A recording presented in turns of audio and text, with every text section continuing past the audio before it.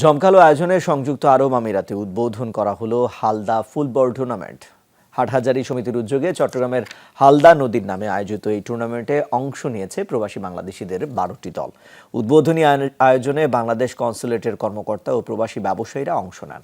সংযুক্ত আরব আমিরাত থেকে সহকর্মী মেহেদী রুবেলের প্রতিবেদনে বিস্তারিত। কর্মব্যস্ত জীবনে প্রবাসীদের খেলাধুলার সুযোগ মেলে খুবই কম। সংযুক্ত আরব আমিরাতে আক্ষেপ ঘোচাতে হাটহাজারী সমিতি আয়োজন করেছে ফুটবল টুর্নামেন্ট। 5 দিনব্যাপী এই টুর্নামেন্টে 12টি দলের হয়ে খেলছেন 2 শতাধিক প্রবাসী।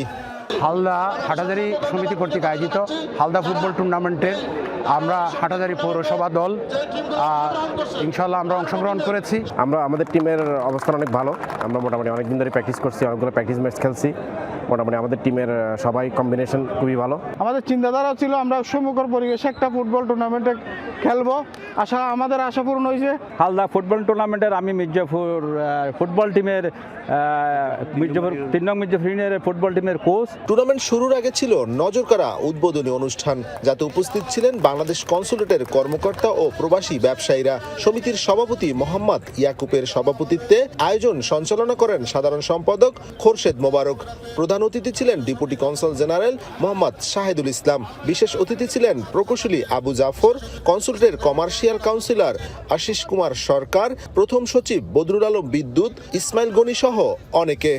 আমরা এখানে সব সময়ের জন্য এই টুর্নামেন্টগুলো চালু রাখবো। শুধু এটা নয়, ক্রিকেট ফুটবল নয়, ক্রিকেটের সাথে সাথে যে কোনো ক্রিয়া হোক আমরা চাই, কারণ আমাদের লোকগুলোকে সবসময় একেবারে ব্যস্ত রাখতে, সম্পৃক্ত রাখতে তাদের। আমরা চাচ্ছি পুরা যত হাটহাজারের লোক আছে আমরা একত্রিত করব। আমরা হাটহাজারী ভাষায় ঐক্য থাকবো, ঐক্যভাবে কাজ করবো। হাটহাজারী 2018 সালের 6 এপ্রিল এই সংগঠন প্রতিষ্ঠিত হয়েছিল। তখন থেকে আমাদের একটা উদ্দেশ্য ছিল আমরা একটা ফুটবল টুর্নামেন্টের মাধ্যমে আমাদের যে পুরো হাটহাজারীবাসীকে একত্রিত করতে পারবো। আজমানে হুমায়ুন বিন আব্দুল আজিজ স্টেডিয়ামে চলছে এই টুর্নামেন্ট। প্রতিদিনই খেলা দেখতে ভিড় জমাচ্ছেন বিপুল প্রবাসী বাংলাদেশি।